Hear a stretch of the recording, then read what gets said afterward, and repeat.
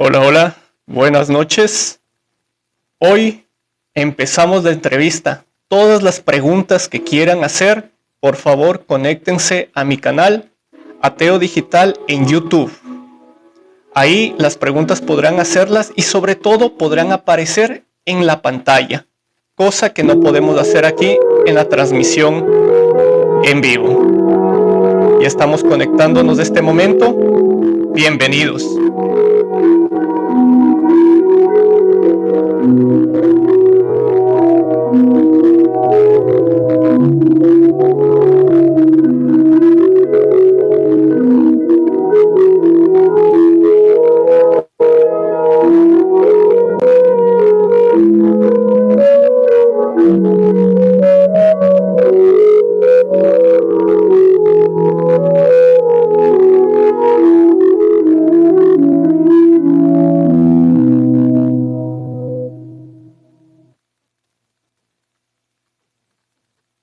Hola, buenas noches, ateos y no ateos.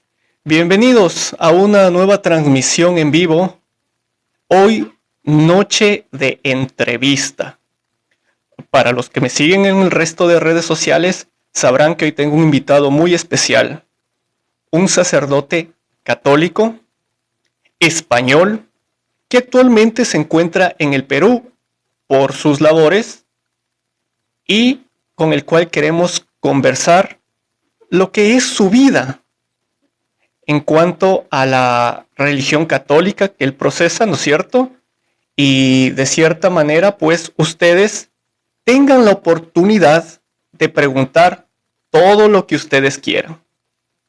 Él se llama Rafael Prados, a quien quisiera que le demos la bienvenida. A la gente que se está conectando en TikTok, bienvenidos. Todas las preguntas que hagan en la transmisión en YouTube, que este momento estamos pasando, pues aparecerán el momento de la entrevista. Así que conéctate a YouTube o si quieres ver la retransmisión aquí en TikTok. Bienvenidos ateos y no ateos.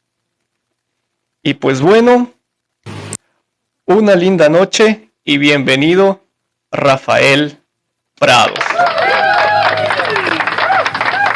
Bien hallado, muchas gracias por invitarme.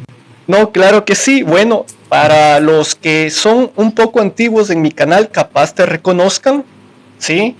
Ya que en alguna otra ocasión nos encontramos en un debate que muy amablemente tú propusiste. Pero bueno, esta ocasión en realidad, como te decía, era para conocerte mejor y sobre todo cumplir uno de los objetivos de este canal de Ateo Digital, que es conocer en sí todas las posturas sobre lo que es las creencias en un Dios. Y hoy, para ser exactos, pues tener la experiencia de, digamos, una de las principales religiones en cuanto al Dios cristiano, ¿no? Que es la religión católica. Rafael, ¿cómo estás? Mucho gusto. Mucho gusto, muy bien. Aquí, como te comentaba, en la selva peruana, empezando el curso y muy ilusionado. Rafael, a ver, un poquito para que te vaya conociendo la gente. Nombre completo. Mi nombre completo es Rafael Prados Godoy. ¿Solo tienes un nombre? Sí, en mi país no es costumbre poner dos nombres. Hay algunos que llevan dos nombres. Yo tengo un hermano, por ejemplo, que se llama Juan Luis, ya, pero no es lo habitual. Entonces, Rafael, ¿a gusto de quién ese nombre?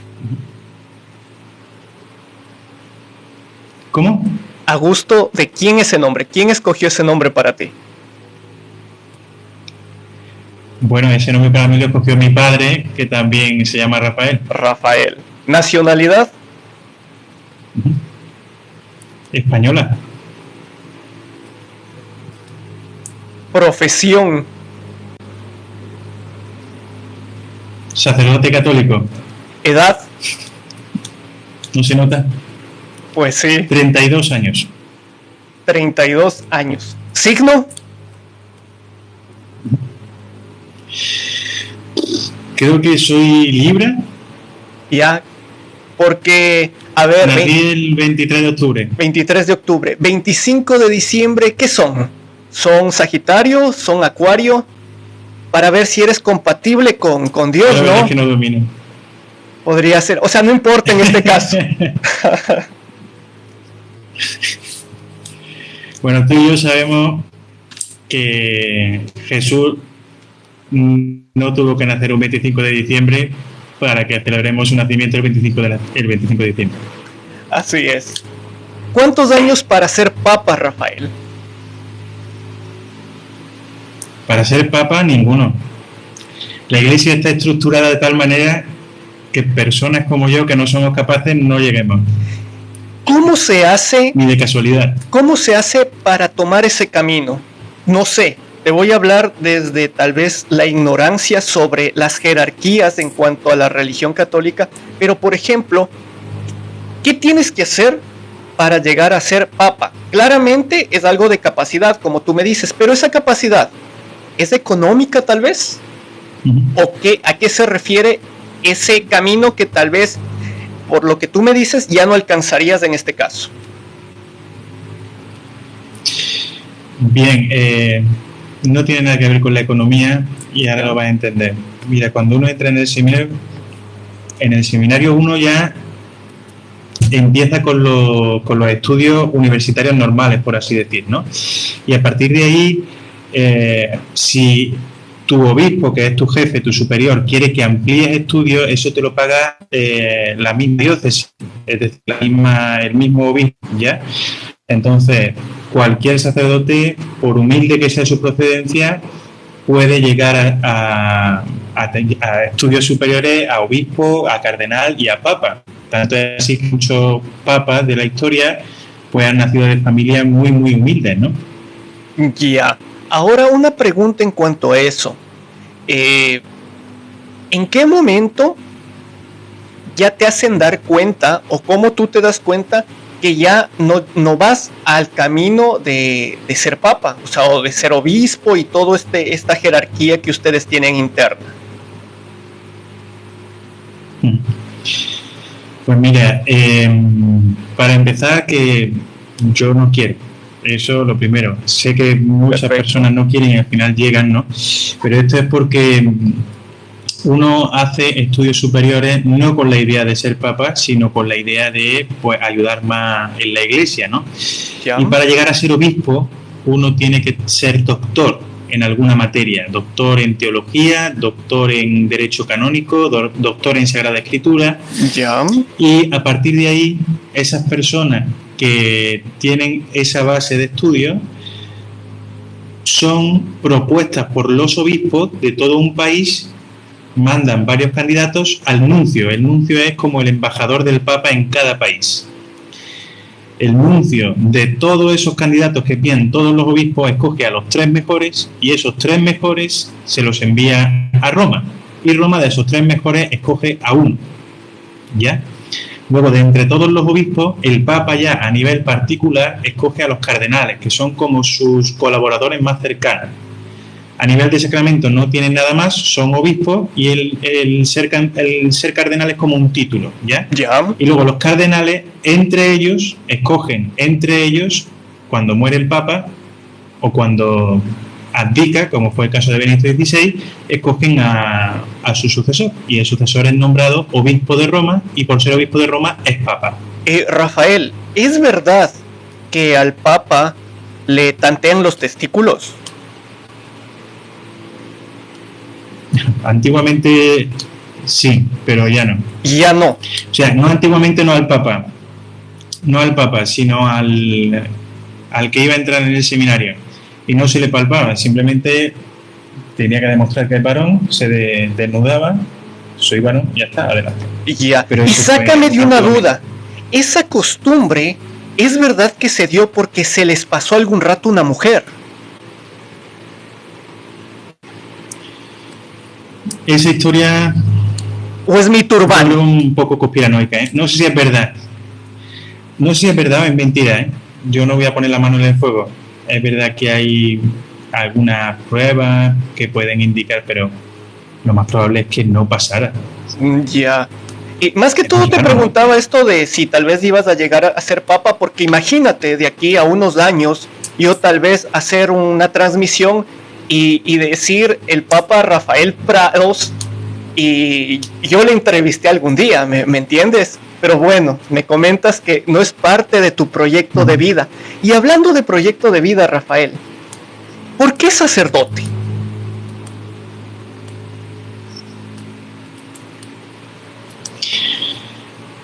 ¿Quieres la respuesta larga o la corta? La que tú quieras darnos. Bueno, lo primero que hay que decir es que no es, en primer momento, no es una elección personal. Es una vocación, es decir, es una llamada que uno siente por parte de Dios, ¿no?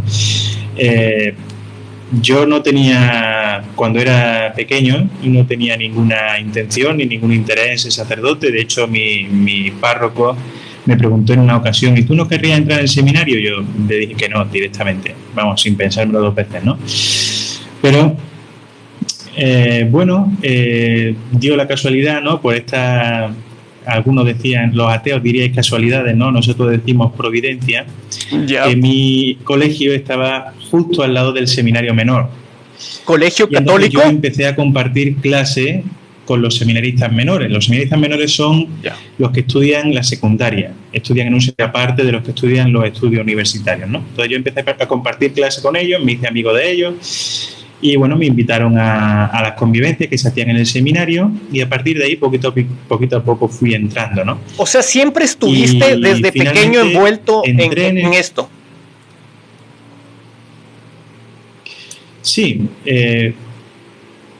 por amistad también, pero también por inquietud personal. Ya. Rafael, entonces, ¿para qué sacerdote? O sea, una cosa es por qué. Ahora, ¿para qué?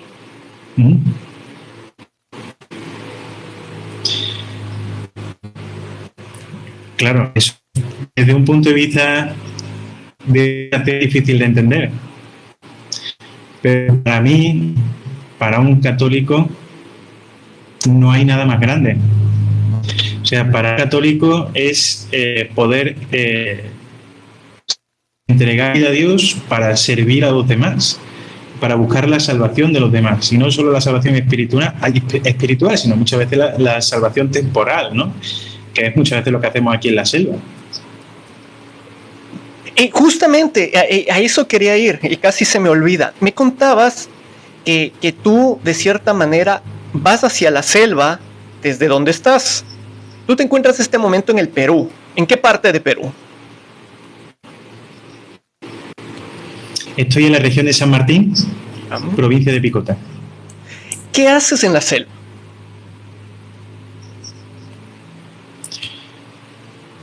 Pues mira, aquí, normalmente de donde yo vengo,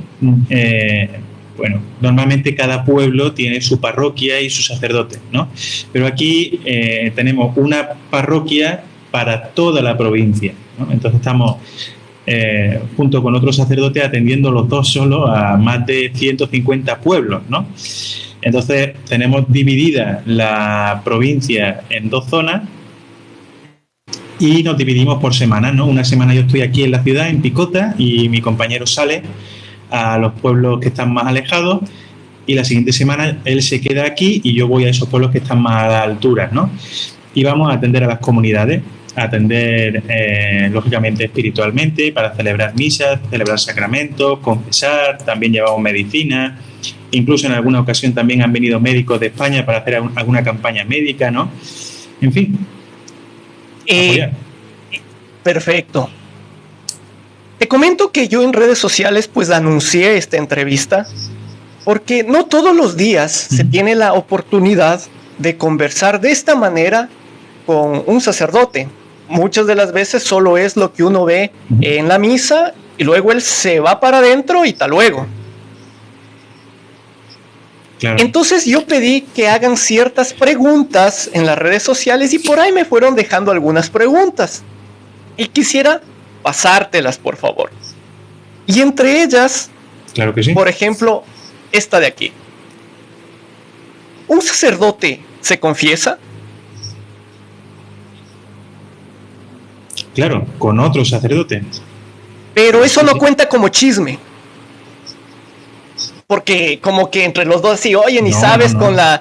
con la hermana tal, está echándome ¿cómo lo dicen ustedes? No sé, me está echando los perros, tal vez. No sé cómo lo dicen en Perú o en España. En mi país se dice los tejos. Ya, perfecto. Te está tirando los tejos. Ya. Entonces, algo así, ¿no? ¿Cómo es? No, realmente es una confesión normal. Es verdad que normalmente siempre te confiesas con algún sacerdote que es amigo tuyo, ¿no?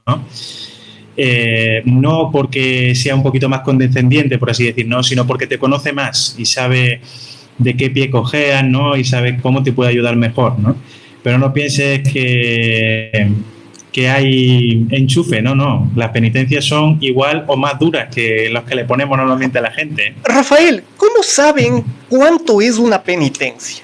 Por ejemplo, o sea, no sé, ¿cómo saben que es 2 Padres Nuestros y un Ave María y no 5 Padres Nuestros con 3 Ave Marías, por ejemplo? No sé, ¿tienen algún tipo de medición? ¿Cómo lo hacen? ¿Cómo hacen eso? Pues mira, antiguamente sí, ¿sabes? En la Edad Media había un librito y dependiendo del pecado te ponían la penitencia, pero eso cayó en desuso y ya es a discreción de cada uno, del confesor, ¿no? ¿Y en qué te basas? Pues en la necesidad de la persona. Si tú ves que la persona se siente muy culpable, tiene pues esa carga de conciencia muy grande, ¿no? Le pones una penitencia mayor, ¿no? La penitencia no es por castigar, es una manera de que la persona se sienta que está pagando, ¿no? Que está, por así decir, no sé, compensando el mal que ha hecho de alguna manera, ¿no? Entonces, Rafael, si se confiesa, por ejemplo, una persona de que ha mentido, ¿ya? Dime. y pues ya está, un Padre Nuestro, una Ave María, pero una persona, una chica o una mujer llega, ¿no? Confesándose de que ha abortado, tiene un peso de conciencia muy grande, ¿no? Se siente muy mal porque ella siente que ha matado a su hijo, ¿no? O sea, ahí tienes que poner una penitencia un poquito más dura, no para castigarla, como te digo, sino para que ella sienta que está compensando. Por ejemplo, pues mira, va a donar, va a hacer un donativo grande a una asociación pro vida, ¿no? Pues esa podría ser una bien. O vas a venir durante un mes, vas a venir a misa, te vas a confesar y vas a comulgar, algo más fuerte. Pero ya te digo, no por interés de castigar, Rafael, para ayudar perfecto. a la persona simplemente. Rafael, no sé si te ha pasado, y si te ha pasado, pues nos cuentas, ¿qué tal si yo voy a confesarme o alguien lo hace y dice yo maté? ¿Cómo Dios, o con este caso, cómo un castigo espiritual puede salvar a esa persona así? ¿O cuál sería el castigo para algo de ese nivel? Porque sí ha de haber pasado. Entrégate. Claro, en ese caso, lógicamente, la penitencia es entregarte a la policía. Y si no te entregas a la policía, no te dio el perdón. Eso te lo más claro que el agua, vamos. Ya. Claro. Vamos con otra pregunta de las que están por aquí. Ahí te la envío. Y dice, permíteme, ¿de qué depende el sueldo de un sacerdote?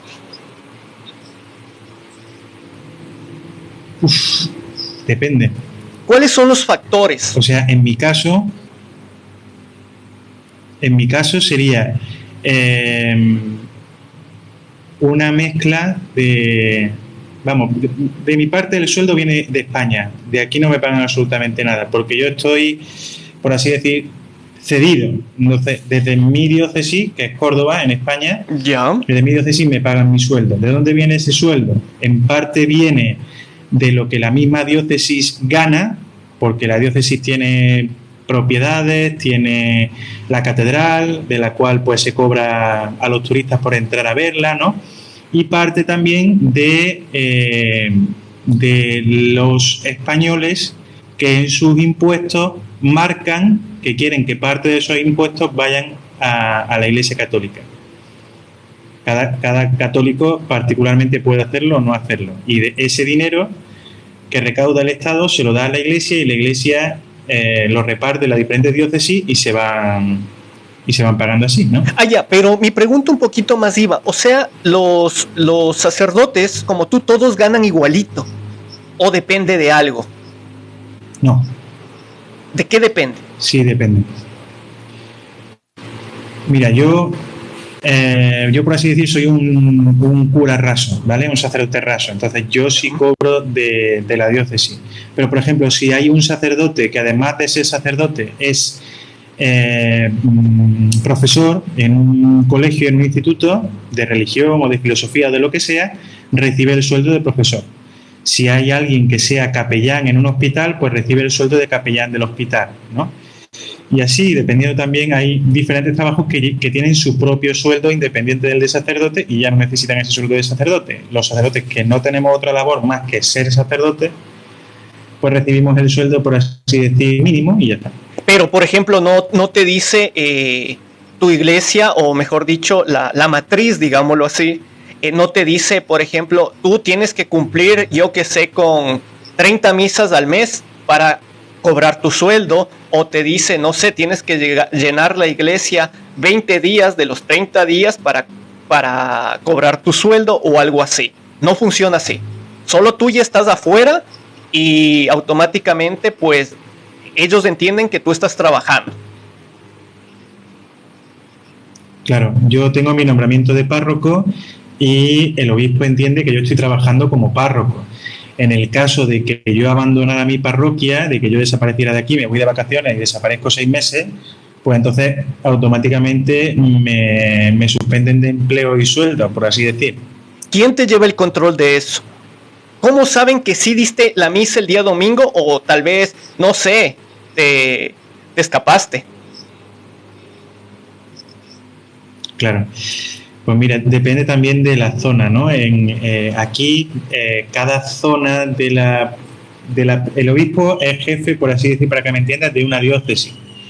Pero hay algunas que son más pequeñas en las zonas de misión como esta, y en este caso estamos en una prelatura.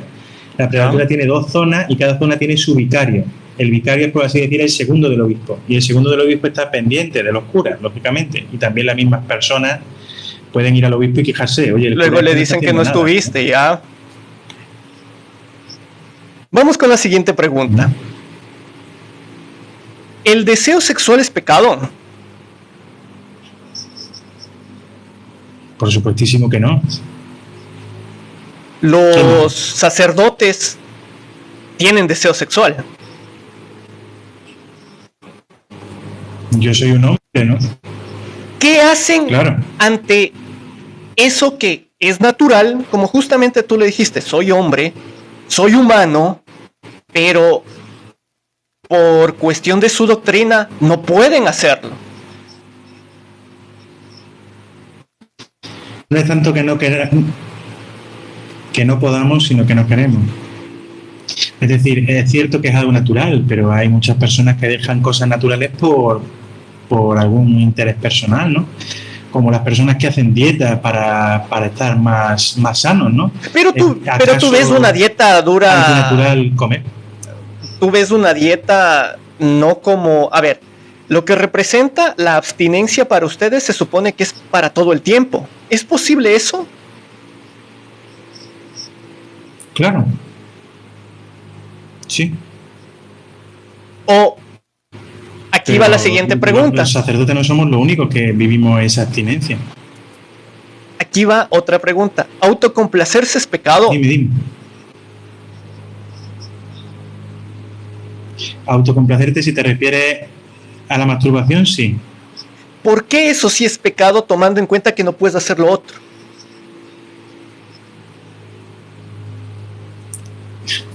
Porque el deseo sexual es algo natural, lógicamente, pero es una forma de expresar el amor, ¿entiendes? Ya. Y esa forma de expresar el amor, si lo haces contigo mismo, es egoísta. Entonces, el amor no puede ser egoísta, por eso es una contradicción, ¿comprende? Y si pides ayuda, ¿Ayuda a quién? no sé, de ahí debe haber feligresas que tranquilamente No, tío. no se pondrían enojadas si para le algo quitas la así. fe a la gente. Consulta, más que seguro, Jamás. más que seguro, tú has de haber pasado la experiencia de que no, tú notas que gustas a alguien. ¿Qué haces en esos casos? O sea, la hermana que te lleva comida y le notas que es como que más atenta de lo normal que otras personas. ¿Qué haces ante eso? Pues mira, yo voy a ser completamente sincero contigo, ¿vale? Yo para eso soy Gracias. muy torpe, muy torpe. Muchas veces me doy cuenta porque otra persona me lo dice. Me dice, oye, esta persona no tiene buenas intenciones, ¿vale? Ya. Porque yo entré al seminario con 13 años. Yo no he vivido esa juventud de ir a las discotecas, de bregar con mujeres. No sé si me explico. Entonces, muchas veces peco de ingenuo con ese tema. Pero, por ejemplo, si alguien ya te avisa y te dice, mira, y te hace codito y te dice, oye, tú le gustas en este caso a ella. ¿Qué haces tú? ¿Cómo es la reacción de un sacerdote ante eso? Nada. O sea, yo no hago nada, simplemente mantengo la distancia y no me quedo jamás a solas con esa persona. Ya está.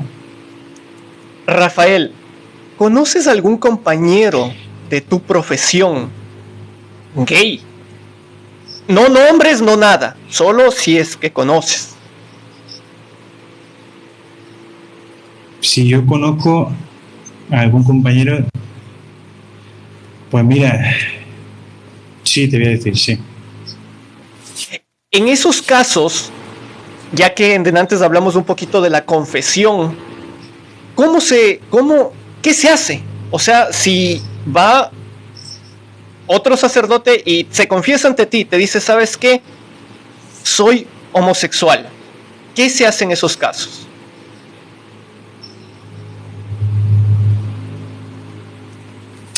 En principio no hay por qué hacer nada, es decir, un homosexual puede ser, vivir su vida de celibato igual que el que es, como yo que soy heterosexual, ¿no? Simplemente yo renuncio a un deseo sexual que va orientado hacia las mujeres, él tiene que renunciar a ese deseo sexual que va orientado hacia los hombres, pero realmente aparte de eso no hay diferencia. El celibato garantiza de que ustedes no estén en contacto con alguien. Sexualmente hablando, ¿no? No entiendo la pregunta. Que si lo garantiza te refiere a que si asegura que una persona por ser célibe ya no va a tener relaciones sexuales, no. Puede romper ese celibato, lógicamente. Pero eso ya sería otra cuestión. Puede romperlo, pero, o sea, digamos, si se queda callado, podrá hacerlo hasta que tal vez le descubran o tal vez nunca lo descubrieron.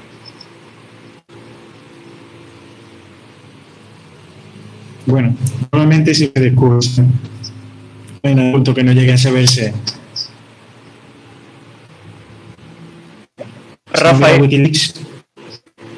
Bueno, puede ser que por ahí alguien saque los archivos a la luz de Rafael Prados, quién sabe. ¿Has tenido insinuaciones homosexuales?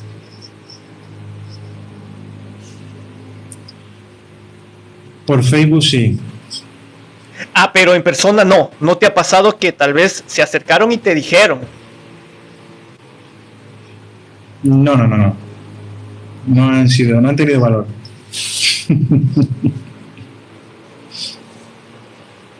Aquí otra pregunta. ¿Se te ha insinuado mujeres de tu iglesia? No, nunca. Abiertamente no. Así como que se conversan solo entre ellas y por ahí más o menos sale el rumor de que el sacerdote se le ve bonito, es educadito y cosas así, nada más. Nada más, pero uno también tiene que saber, ¿no? Mantener las distancias. O sea, si tú a esa persona le das pie, le das conversación, así de manera amable, ¿no? De un poquito más íntima, pues sabes que al final una cosa lleva a la otra. Puedes caer en eso, ¿no? Pero si mantienes las distancias, no tienes por qué tener problemas. Una mujer se te va a tirar. En los casos que sí se ha dado y que sí debes conocer, ¿cómo es la reacción de la iglesia o del obispo o de quien está en jerarquía superior a tomar? O sea, por ejemplo, se entera, como tú dices, al final de cuentas todo se llega a saber, se llegan a enterar. ¿Cuál es la acción inmediata? Ojo que estamos hablando de personas mayores de edad, o sea, que con total consentimiento decidieron, pero con un sacerdote este tema sale de lo normal. Entonces, ¿qué sucede en esos casos? Depende de la persona, o sea, depende del sacerdote. Puede que se dé el caso de que el sacerdote diga, pues mira, me he enamorado, me quiero salir de cura y adelante, ya, pues ya está. El obispo, como los superiores, pues empiezan el proceso para que esta persona se secularice y que se vaya con esa mujer y ya está. ¿Automáticamente deja de ser sacerdote? Piensa que ha cometido un error. ¿Perdón? ¿Automáticamente deja de ser sacerdote? No, eso lleva un proceso. Ya. Pero hay que pedir permiso a Roma. Ya. Y Roma te da el acta de secularización y el obispo la firma y ya está. Y ahí sí dejas de ser sacerdote. No dejas de ser sacerdote, pero dejas de poder ejercer como tal. Ya, perfecto. ¿Qué pierdes? Claro, porque el sacerdocio es como el bautismo, ya, como sacramento, es como el bautismo, como la confirmación. Una vez que se recibe, ya no se puede borrar. No es lo mismo que la confesión o que la comunión, que la puedes recibir varias veces en tu vida. Esos sacramentos se reciben una vez para siempre y no se pueden recibir más, por lo tanto no se borran. ¿Me explico? Ahora la cuestión es la siguiente. El rato que pasa algo así, ¿qué nomás pierdes? Por ejemplo, sueldo, por ejemplo, el dejar de dar misas, ¿qué más? Eso, o sea, que no puede ejercer como sacerdote, tendrá que dedicarse a otra cosa. Pasa a ser un cristiano normal. Ya, perfecto. Con esto nos saltamos por ahí a otras preguntas. ¿Has realizado...? Pero espérate, luego también se puede dar el caso... Claro, dime. De que el sacerdote no quiere dejar de ser sacerdote, sabe que ha cometido un error, en ese caso el obispo le cambia a otra parroquia. ¿Para qué? Para que no tenga la tentación al lado, ¿no? Ya. Y empieza un proceso penitencial y ya está, tranquilamente. ¿Qué es un proceso penitencial? Por ejemplo, ¿qué más o menos les hacen? No, nada, simplemente que la persona se confiesa, empieza a ver cuál ha sido la causa, ¿no? O sea, un poco también de camino espiritual y también de autoconocimiento, ¿no? De saber por qué has llegado a esa situación y poner solución a ese problema. Yeah. Y también hacer un poquito de penitencia, ¿no? Para ayudarme a superar. ¿En qué consiste esa penitencia? Lo que cada uno quiere hacer. Puede ayunar, puede estar varias horas en oración. ¿Todavía se castigan o se autoflagelan? Habrá algunos. Eso es personal de cada uno. Yo no lo hago. Ya, Ningún sacerdote te va a pedir que lo haga. Pero tal vez sabes de casos. Sí. Hubo una vez un caso de un compañero que llevaba un cilicio en la pierna.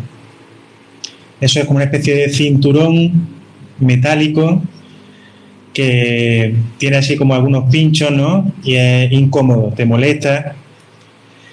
Y no se le ocurrió otra cosa que llevarlo cuando íbamos de viaje. Entonces, cuando quiso pasar la seguridad del aeropuerto, le pitó y tuvo que quitarse delante de todo el mundo.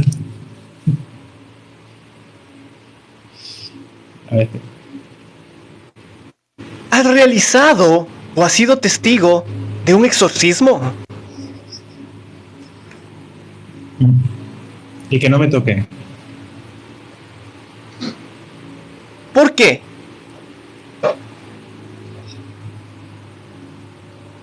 Porque se impone mucho. Mira, te voy a contar. Yo tenía un compañero que en Roma le mandaron a Roma a estudiar historia, pero él además personalmente quiso estudiar con el exorcista de Roma, que es el Padre Amor, es muy famoso, a lo mejor alguien ha visto sus libros, ¿no?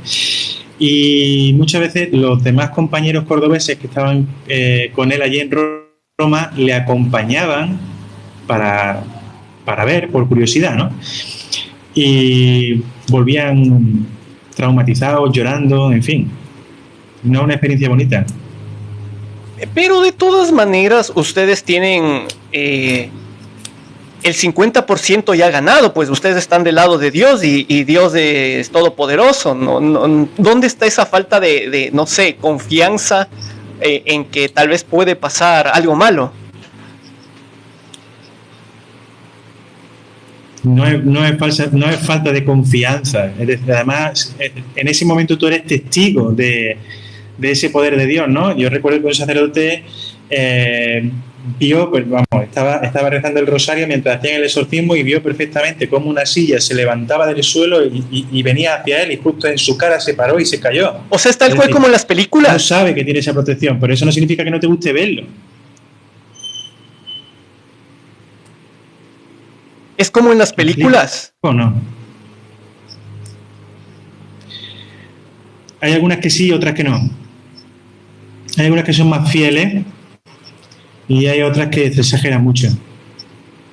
Por ejemplo, en lo que te han contado, ya que no has sido testigo. ¿Ya? Te decía. Esa parece ser que es muy fidedigna. Te decía, en lo que te han contado, ya que no has sido testigo, ¿qué te ha impresionado? Por ejemplo, ¿qué has sabido sobre un exorcismo? Aparte de la silla. O sea, algo, no sé, más impresionante. Yo qué sé, le salía sangre por los ojos, algo así, no sé. Cuéntanos un poquito. No, lo más raro que se ha visto, que un compañero mío haya visto en persona, es que un poseído vomitara clavos. ¿Vomitar clavos? Pero sangre no. Un poquito eran las preguntas que a mí me han dejado, pero este momento pues estamos transmitiendo en TikTok y estamos transmitiendo en YouTube. Y en YouTube las personas han entrado a dejar sus respectivas preguntas cada uno. No sé si te está apareciendo las preguntas a ti en pantalla. Entonces, ahorita las preguntas que se vienen... Yo sí, pero no me da tiempo. Las preguntas que se vienen justamente va a ser... de personas, ¿listo? De las personas que nos están viendo este momento son las preguntas que va a salirte en pantalla. ¿Tú me estás viendo en TikTok o en YouTube? Bien. ¿Yo? Sí.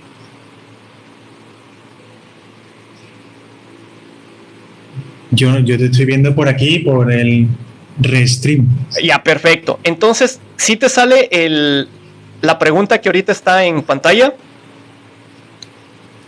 Sí, lo estoy viendo. Perfecto. El cuello clerical es de los protestantes, ¿no? No. Eso es católico al 100%.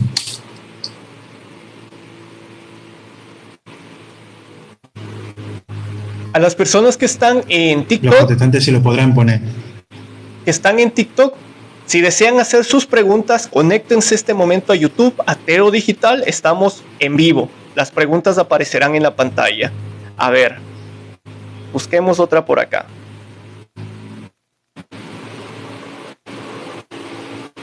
Y dice, recomendaciones.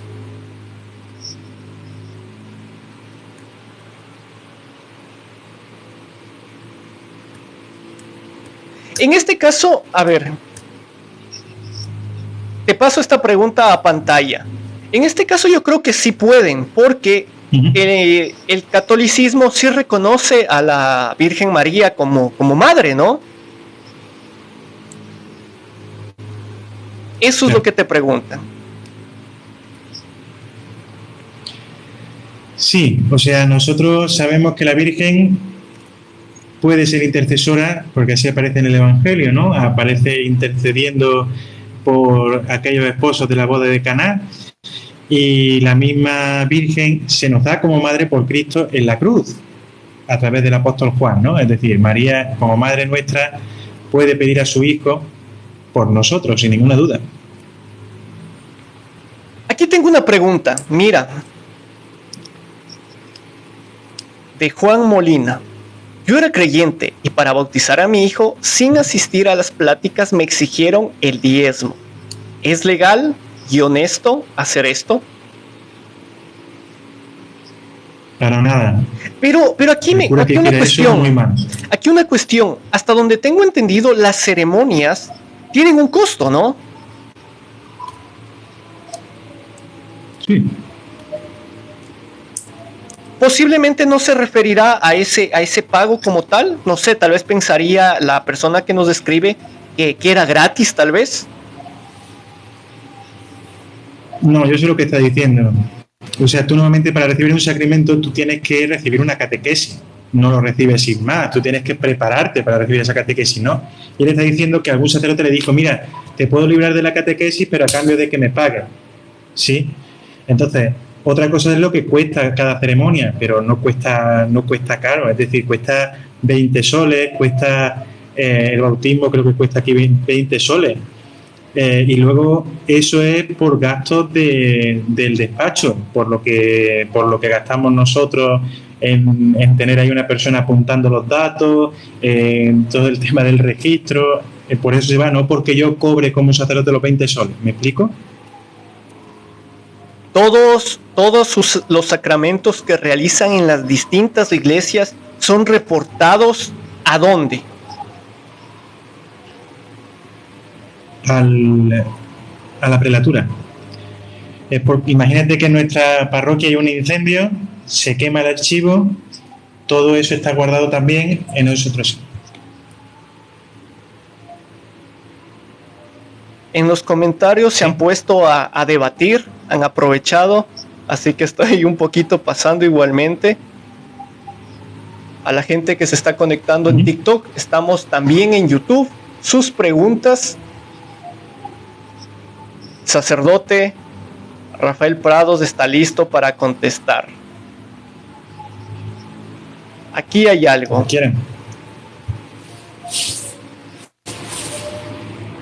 ¿Hay alguna clase? A ver, voy a ponerlo en pantalla. Dice, ¿hay alguna clase de entrenamiento para convertirse en sacerdote y de ser así como es? O sea, tú nos contabas que a los 13 años prácticamente ya estuviste en contacto por este camino de ser sacerdote. Pero digamos que una persona de un colegio normal que no esté vinculado a la iglesia como tal, pero por alguna razón pues decide hacerlo, ¿cómo hace? ¿O no lo admiten? ¿Cómo es? Claro, en primer lugar lo que tendría que hacer es hablar con su propio párroco. Es decir, yo tengo aquí muchachos que muchas veces te dicen, oye, yo creo que quiero ser sacerdote. Entonces en ese momento se empieza un proceso de discernimiento para ver si sí o si no. Primero para ver si es admitido al seminario, para ver si el muchacho reúne las cualidades básicas para poder ser sacerdote. Y si reúne esas cualidades básicas, entonces empieza el proceso de formación.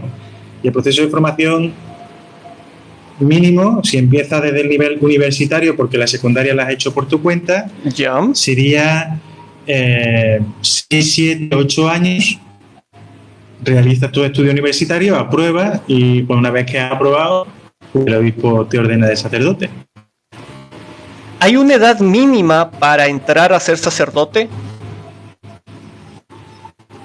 No.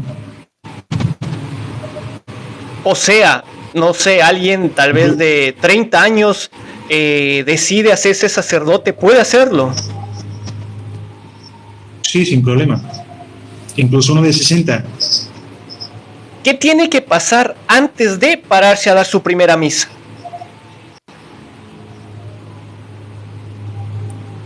Antes de que yo haga mi primera misa, lo primero es que vas a la catedral y el obispo te ordena sacerdote. Es un sacramento, igual que el bautismo, igual que la misa, te ordena sacerdote y ahí tú recibes ese sacramento y tú ya eres sacerdote. Pero ese curso para ser sacerdote, ¿cuánto tiempo lleva? Mínimo 6 años.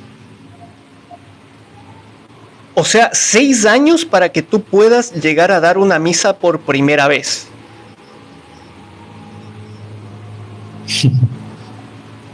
Pero está más largo, está más largo que ser doctor, y igualmente si el objetivo es ayudar, me hago doctor.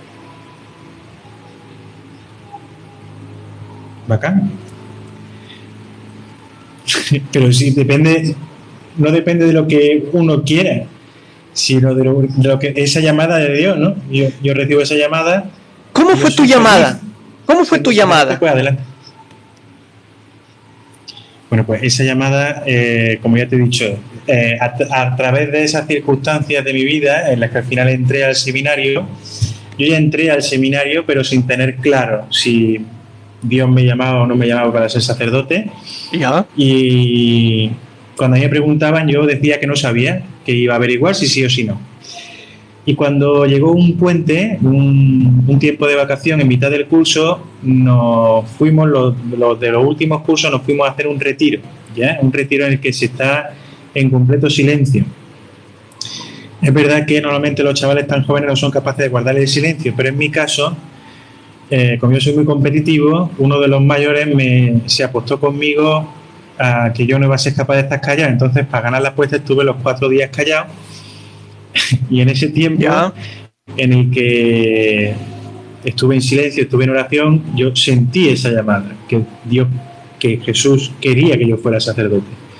Pero esa llamada no es solamente en ese momento puntual, sino que esa llamada se actualiza cada día de mi vida. Yo cada día tengo que dar de nuevo ese sí, ¿me explico? No es algo que pasó hace mucho tiempo, es algo que se renueva cada día. Aquí una pregunta, ¿cuál es la diferencia? Nos dice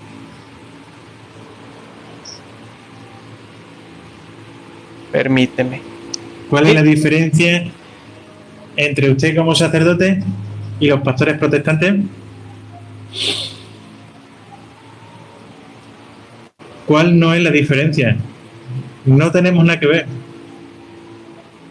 Una cosa es un pastor protestante, eso es un señor que ha leído un par de veces la Biblia y se la da de que sabe, y otra cosa es un sacerdote que es un ministro ordenado con un sacramento.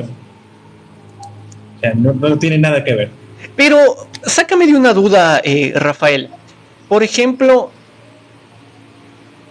ustedes, de cierta manera, me refiero a ustedes, a la Iglesia Católica, como institución, pues por obvias razones son mucho más grandes. Pero después de todo, son ustedes mismos asignándose esta convicción de poder hacerlo. O sea, el protestante tal vez diría lo mismo de ti. Son unos señores que tuvieron la potestad, autopotestad para dar la palabra de Dios.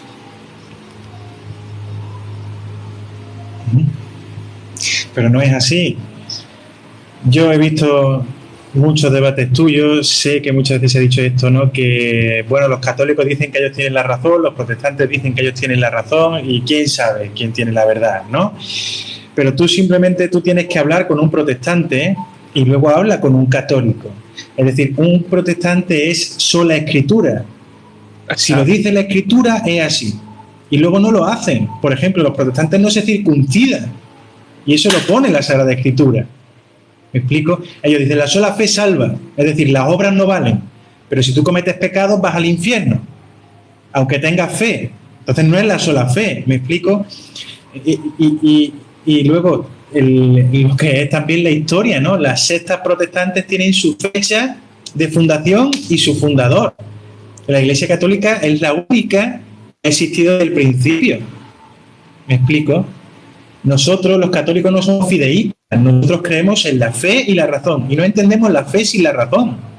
Aquí una cosa, Rafael. Realmente buscamos. Ya, pero aquí una cosa. A ver.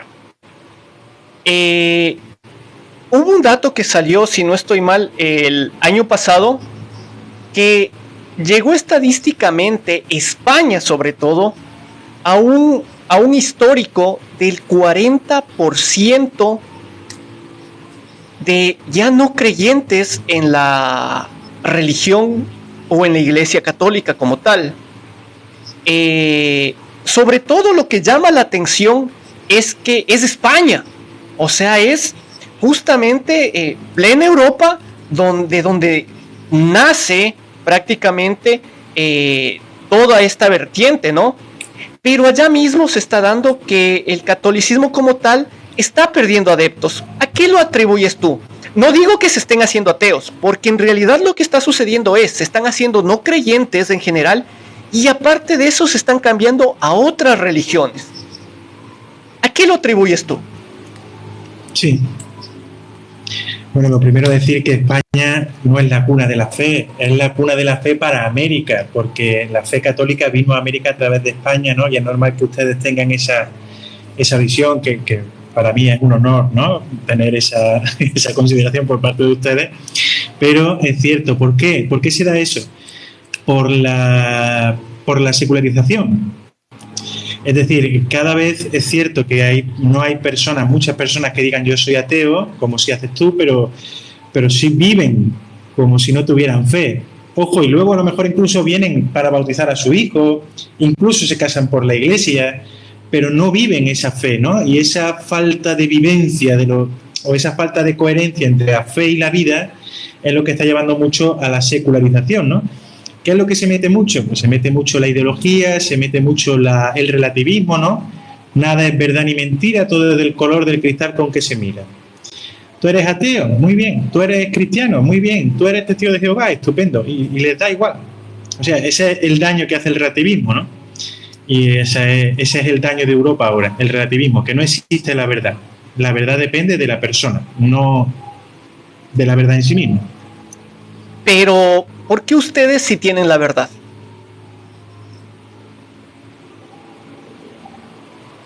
No es que nosotros tengamos la verdad, sino que nosotros sabemos que existe y la buscamos. ¿Me explico? No es que yo tenga la verdad, sino que yo sé que hay una verdad y la busco. ¿La has encontrado? Cada día tengo que buscarla y cada día, gracias a Dios, la hallo. ¿Qué opinas sobre la eutanasia?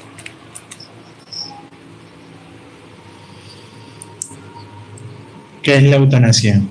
La eutanasia es acabar con una vida humana, ¿no? Pues eso está mal, intrínsecamente mal, no tiene justificación ninguna. Pero tomemos en cuenta algo, es el hecho de yo decidir acabar con mi vida porque de cierta manera estoy sufriendo. Eso no es eutanasia, eso es suicidio. No, pero de cierta manera, a ver, por el concepto como tal, dice que es tomar la decisión de morir uno mismo por el hecho de padecer muchas de las veces una enfermedad, por ejemplo, sin cura, sin un sufrimiento, que hablemos de algo que solo te toca padecer, pero ya más no vas a poder curarlo. Y hay gente que opta por esta opción, pero la sociedad, y sobre todo la sociedad católica, se opone ante esto. ¿No crees que es después de todo algo digno? ¿Por qué sufrir cuando ni Dios, ni la ciencia, ni nada ya tiene una solución para ese sufrimiento?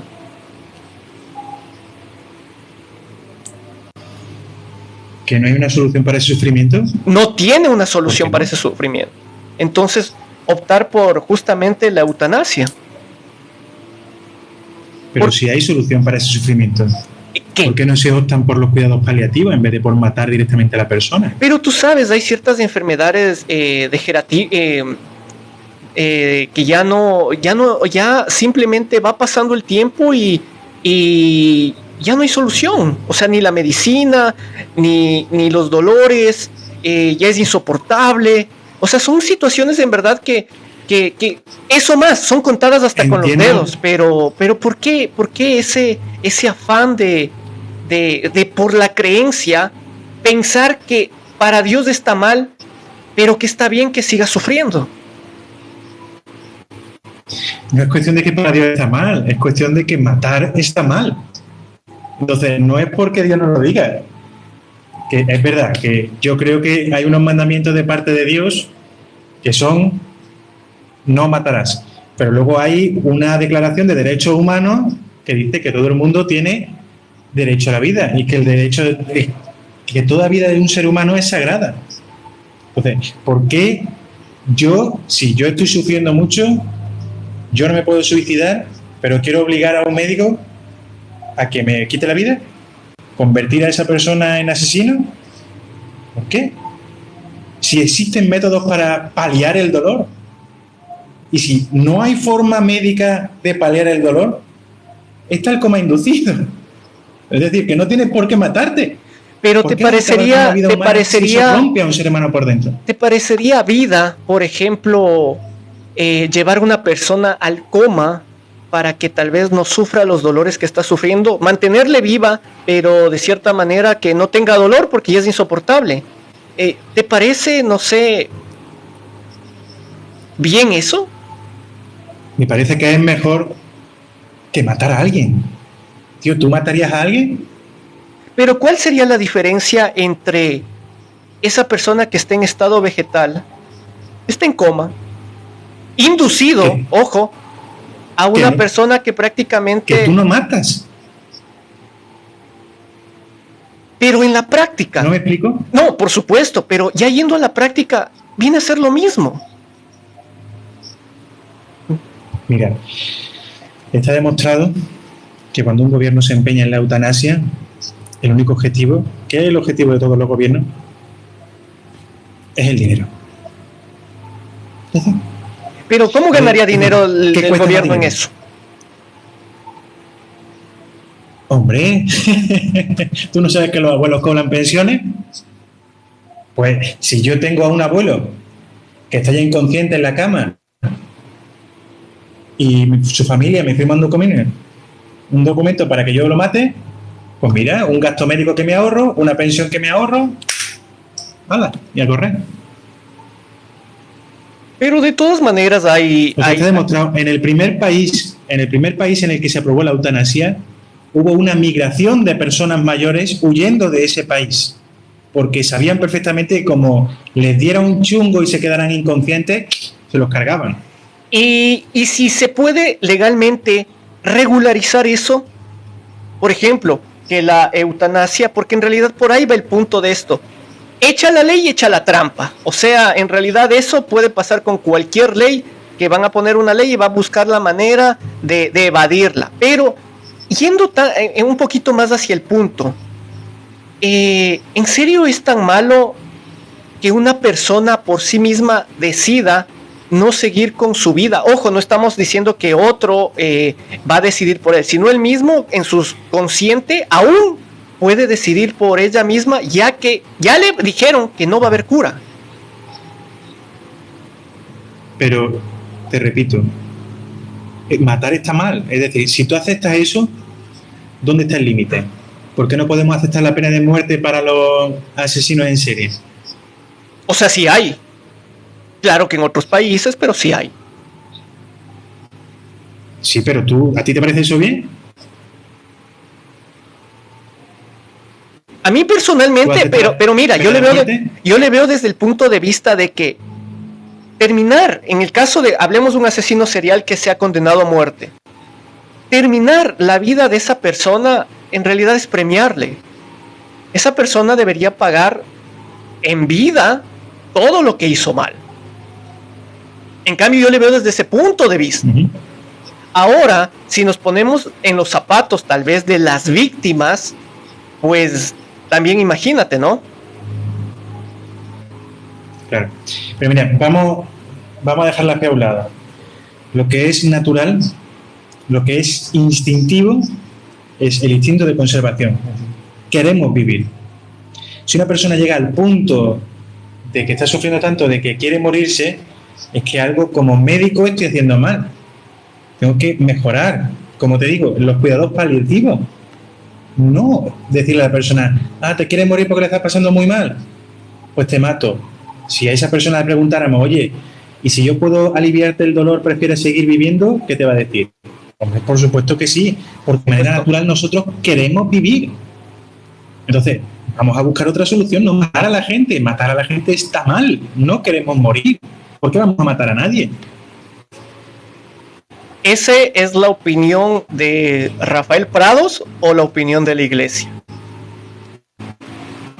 La opinión de la iglesia también, pero yo pienso que es la verdad. Rafael, ¿recomiendas a la gente, o sea, un consejo tuyo con alguien que conversas sería que se haga sacerdote? No sé si es un consejo, es decir, tú para ser sacerdote tienes que recibir esa vocación. No es iniciativa tuya, es iniciativa de Dios. Pero si alguien tiene esa inquietud, por supuesto que sí, que sea valiente, que diga que sí al Señor y adelante, que esta vida es preciosa. Rafael, de mi parte, te agradezco muchísimo que me hayas acompañado. Te prometí que te iba a robar 1 hora de tu tiempo y mira, hemos llegado a la hora. Te agradezco mucho. Tal vez algo que me haya faltado preguntarte para que tú lo digas. Sí, claro que sí. Lo que quieras. No, eso te decía. Tal vez algo que en la conversación que tuvimos faltó preguntarte de mi parte. Algo que decías, esto me va a preguntar, pero tal vez no lo hice.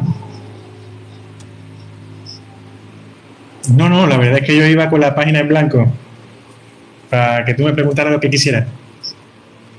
Entonces, te agradezco muchísimo. ¿Todo en orden? ¿No se me pasó la mano en alguna pregunta? ¿Te incomodé en algo tal vez? No, ni mucho menos. Sí. Entonces no me queda más. No. Mira, no sé si tú has visto esta serie de El joven Papa que está en HBO. No la he visto. Bueno, pues en esa serie el Papa habla con un escritor y el escritor le empieza a hablar de cosas así, de temas de sexualidad y demás. Y le dice el escritor, no sé si le estoy incomodando, no sé si estoy siendo un poco indiscreto. Y dice, no te preocupes. Dice, igual que un cirujano, le dice el Papa, no se asusta cuando ve la sangre porque está acostumbrado. Un sacerdote, como está acostumbrado a ver los pecados, no se escandaliza tan fácilmente como la gente piensa. Así que no te preocupes, ni mucho menos. Perfecto. Rafael, millón agradecido a la gente. Puede verlo, la retransmisión en YouTube, ¿sí? Y una buena noche, ateos y no ateos. Rafael, te agradezco mucho la compañía. Te agradezco mucho, un placer.